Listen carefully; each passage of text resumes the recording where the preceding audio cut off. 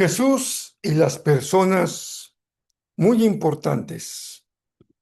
Esta es la serie Siguiendo las huellas de Jesús de Nazaret. Hoy vamos a hablar acerca de Jesús y aquellos que son muy importantes.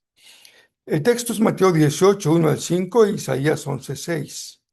Nuestra meditación 151 corresponde al lunes 27 de julio. Yo soy Rafael Pola y me da mucho gusto compartir contigo la meditación del Evangelio según San Mateo.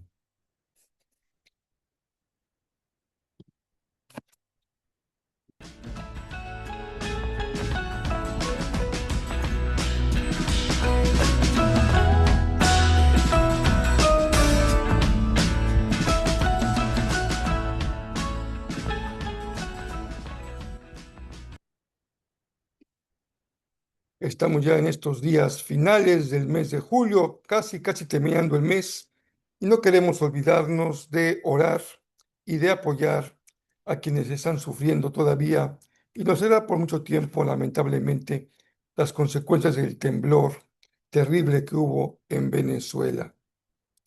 Oremos por nuestros hermanos y de la manera en que Dios lo permita, seamos generosos en compartir también, donando algún recurso para bendición de los que sufren. Hoy vamos a continuar con el texto bíblico y leeremos el verso 1 hasta el 5 de el Evangelio de Mateo. Por ese tiempo, los discípulos se acercaron a Jesús y le preguntaron: ¿quién es el más importante en el reino del cielo? Jesús llamó a un niño pequeño y lo puso en medio de ellos, y entonces dijo: les digo la verdad, a menos que se aparten de sus pecados y se vuelvan como niños, nunca entrarán en el reino del cielo. Así que el que se vuelva tan humilde como este pequeño es el más importante en el reino del cielo. Todo el que recibe de mi parte a un niño pequeño como este, me recibe a mí. Sin duda que, como en otras ocasiones también hoy, nos encontramos con un pasaje conocido y que solemos escuchar enseñanza respecto a, a él, a este texto al que estamos refiriéndonos en este momento justamente. Vamos a compartir entonces algunas reflexiones en torno al texto bíblico de esta ocasión. Las personas VIP, de la expresión en inglés, personas sumamente importantes, es alguien que recibe un trato preferencial. Son personas con acceso exclusivo y atención personalizada a algunos eventos. Pueden emprender algunos viajes solamente para ellos, hoteles dispuestos en habitaciones y amenidades para ellos, o también negocios. Todo en función de su relevancia social, política, económica o profesional. Aunque el término surgió originalmente en el ámbito militar y diplomático para identificar a altos funcionarios que requerían una logística y seguridad especiales, hoy se utiliza ampliamente en el mundo del entretenimiento y los servicios para distinguir a clientes o invitados de alto valor. Es algo muy propio del mundo de hoy. Y frente a esta lógica del mundo, nos preguntamos en la meditación de hoy si existe algún tipo de mérito o de escala de importancia en el reino de los cielos, o si todos somos absolutamente iguales en el reino. Cuando los discípulos se acercan a Jesús para preguntarle quién es el más importante en el reino, lo interesante es que Jesús no rechaza la inquietud, al contrario, le da pie y le da entrada para ofrecer una respuesta profundamente coherente con la totalidad de su enseñanza, como hemos visto, evangelio tras evangelio.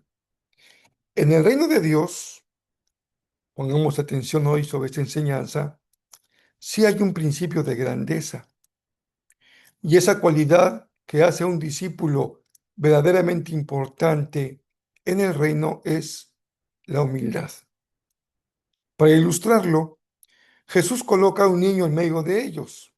No lo hace apelando a una inocencia romántica o a una pureza moral abstracta del niño. Pues bien, sabemos que los niños también tienen sus propios defectos, los cuales dejamos de lado el día de hoy para concentrarnos en la enseñanza principal de esta ilustración de Jesús. En la sociedad del siglo I, un niño no gozaba del estatus idealizado que le atribuimos en la modernidad. El niño ocupaba el nivel social más bajo, carecía de estatus legal, de influencia, de derecho, y no tenía cómo tener acceso a la propiedad o ningún poder de autopromocionarse. Por ello, cuando Jesús pone a un niño como modelo, está apelando a una situación objetiva que los discípulos conocen. Un niño es altamente vulnerable, dependiente de los adultos y sin ningún tipo de prestigio.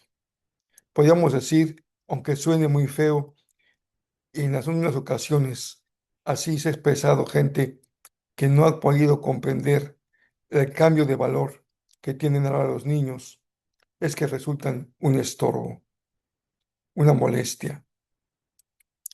Esta enseñanza implica, en primer lugar, un cambio radical de perspectiva. Esto es seguir a Jesús, fíjense, una y otra vez lo tenemos que subrayar.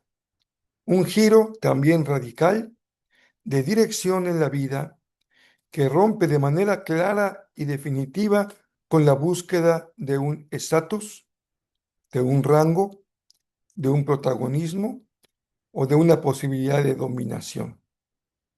Exige el llamado radical del discipulado, una autohumillación voluntaria, un despojo, un inclinar la cerviz frente a quien tiene autoridad.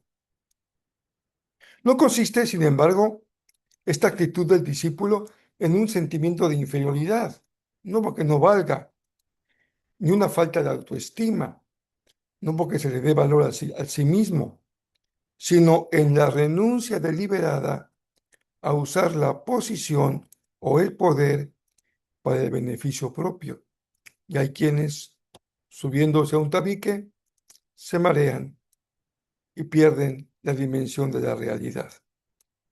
Y déjeme decirlo con claridad, en el ámbito espiritual, en el ámbito religioso, también hay quien pierde el equilibrio por una pequeña dosis de poder, o de estatus, o de autoridad. Pero recibir el reino no se trata de ningún beneficio de estatus a cambio de seguir a Jesús. Pensemos en la vida práctica. ¿Cómo podemos poner por obra una vida a la luz de este principio? Cuando el principio de la humildad viene a ser una realidad, este transforma por completo las relaciones cotidianas en las que vivimos cada uno de nosotros. Pensemos en el hogar. La autoridad no viene dada de gritos y sombrerazos, sino se ejerce desde la entrega y la protección, abandonando el autoritarismo y permitiendo que los padres reconozcan sus errores con vulnerabilidad. Pensemos en el desarrollo de nuestra vida en la sociedad. La humildad nos mueve a valorar a la persona al margen de si nos conviene o no nos conviene relacionarnos con él. Nos mueve también la humildad de escuchar con la empatía a aquel que se comunica con nosotros en lugar de tratar por uno u otro medio de imponer nuestra opinión. En el trabajo, especialmente en el aspecto económico, se le da un vuelco radical al liderazgo, considerando que aquel que quiere tener el primer lugar debe ser el siervo, concibiendo los roles de dirección no como plataformas para aplastar a otros, sino para promover a los demás y tomar decisiones éticas que protejan a los más débiles. Pensemos en el ámbito educativo. La humildad fomenta un espíritu de enseñanza donde se reconocen las propias limitaciones y se integra al estudiante marginado para que sea bien recibido. La humildad significa decir, discúlpame, en realidad no lo sé, pero lo voy a investigar. No puedo saberlo todo. Incluso la humildad vale en el deporte. Este principio lleva a poner el talento individual al servicio del equipo, disfrutando del triunfo sin arrogancia que afrontando la derrota sin resentimiento.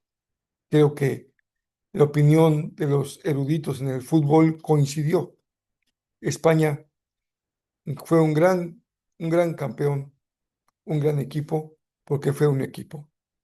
Todos jugaban para el equipo y se requiere humildad para hacerlo. La visión del reino desmantela las jerarquías de poder egoístas y las sustituye por relaciones fundadas en la dignidad y el cuidado mutuo, anunciando aquella armonía profética en la que el lobo y el cordero conviven en paz y un niño pequeño los guía a todos. En la cultura de Dios, que es el reino, la verdadera importancia no se mide por a cuántos has logrado dominar, sino a cuántos estás dispuesto realmente a servir y ayudarlos a crecer. Ya les citaba yo este pasaje de Isaías, capítulo 11, versículo 6. En ese día el lobo y el cordero vivirán juntos, y el leopardo se echará junto al cabrito. El ternero y el potro estarán seguros junto al león, y un niño pequeño los guiará a todos. Hoy les comparto una frase memorable del pastor Rick Warren que sobre esto escribió. La humildad no consiste en pensar menos de ti mismo, sino en pensar menos en ti mismo. Espero que tengan una semana, un inicio de semana muy bendecido, con muchos proyectos, con muchos logros en puerta, con muchos desafíos y oportunidades de crecimiento y de servicio, sabiendo que en el reino de Dios la persona más importante se mide por la humildad. Que Dios les bendiga muy ricamente. Un fuerte y cariñoso abrazo para cada uno.